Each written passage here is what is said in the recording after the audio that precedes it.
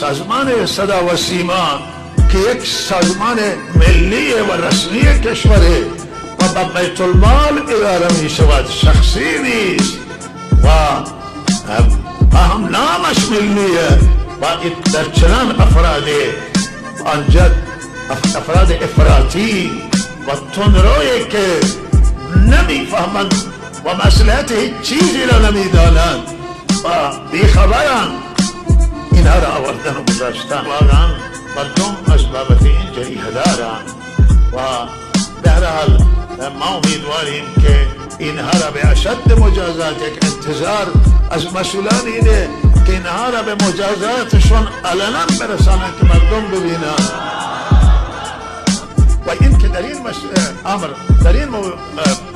اهانت مسئولان موضوعگیری کردند و به هر حال ملامت کردند و خود صدا و سیما هم اقداماتی انجام داد. به هر حال مایه مقداری تسکین مردم شده